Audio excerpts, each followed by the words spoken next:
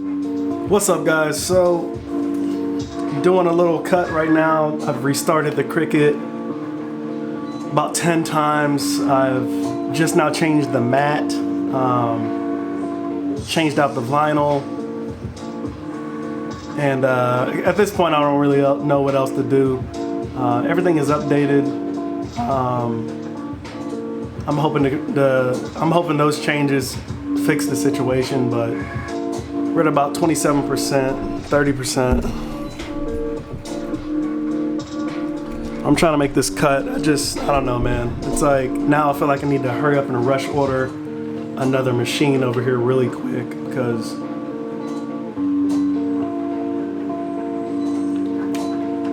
seriously, that makes me not even want to deal with Cricut anymore. But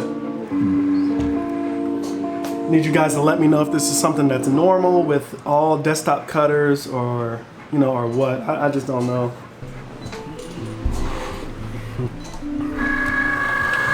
Got everything glued down pretty well.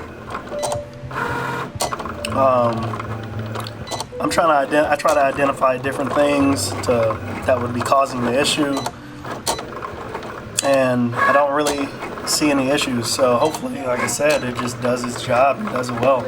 I don't know if I need to go and change my blade out. The blade doesn't really seem to be an issue. It cuts just fine. I just don't know, man. I think it comes down to the finicky, weird software.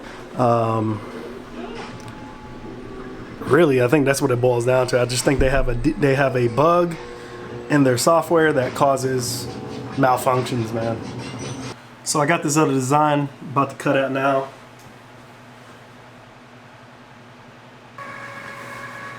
Let's see if this bad boy cuts. So we got this bad boy in. I'm hoping it works really well. I got this bad boy right off of Heat Press Nation. I think it's like basically like the Sizer brand, but Heat Press Nation is not the same. I'm still going to be using the Tussie. Tussie is the first one that I got, and I actually like it. 15 by 15. I think I actually saw the review from Stan Banks like before I started, and I was like, oh, I'm gonna go with that one. He said it was pretty good, so I actually went with that one. The price was great on Amazon. And yeah, I picked both of these up because that was used. I got it for like $189, and then I got this. I think this was like $169 or something like that. So that's what I started with, and so far so good.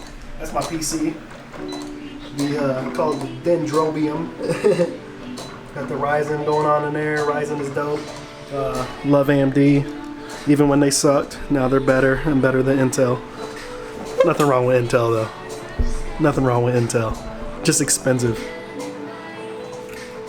But yeah, that's how I started. Let me adjust this. Yeah, that's how I started, and I've been rocking with that. And I really think that I've done pretty good, because literally I just now the heat press, the cap heat press was actually the only thing that I've upgraded since I've started this business. And I think that's a pretty good amount of time to let things work, not just assume that equipment is going to make everything better for you. That's a false pretense that a lot of people get, even myself at times when I'm doing something, especially like photography or videography. We tend to often think that the equipment makes us better when it's really just our techniques. When you get something, master it. And when it gets to the point where you feel like you're bottlenecked or limited because of your equipment, that's when it's really time to make an upgrade. So that's what I've learned over the years. And then sometimes when you just have the money and you want to splurge on something, then that's fine too. But it shouldn't be a habit to how you run whatever you're run your business. Same thing with PCs as well.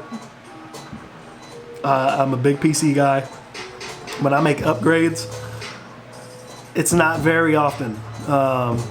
I'll go like at least 4 or 5 years before I upgrade my processor and motherboard and all that stuff, because it just costs so much. So I like to get as much as I can out of my PC until I feel like it's failing. But right now I'm rocking Threadripper 16 cores. Easy, man. This PC destroys everything. When I'm running Premiere, I'm running like 4K footage that I shoot. It eats it up, man. It eats it up. So running these processes like this with Cricut, PC runs smooth, man.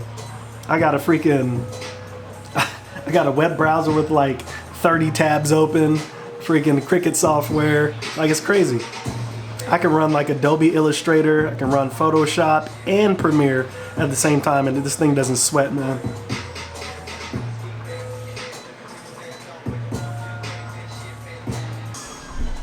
One thing that I think people overlook when it comes to my choice of vinyl, I think this is a super sleeper type shirt. At first, my wife didn't like it. She was like, "Oh no, it doesn't look good black on black. It looks too hard to differentiate and stuff like that." And I was like, "Nah, something about it looks dope. Look at that." Now, I know it's got the little film on it, but I'm telling you, man, this black on black, it looks so dope. And I have more people order the black on black than the black on white, right? It just looks really, really dope. When this carrier sheet comes off, it just looks dope. It's so subtle, but it pops. It pops so much.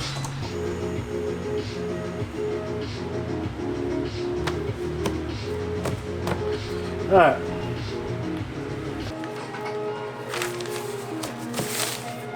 Using the B-Flex, the fatty, like, it is like a nightmare. It's already hard to pull the fatty off, but let's go. That's just on the top.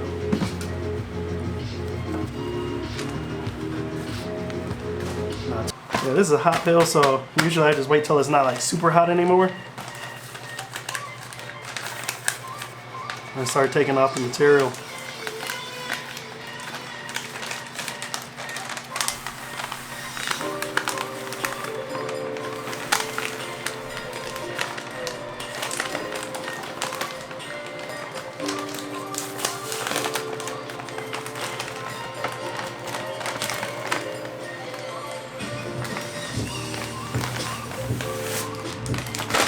Beautiful.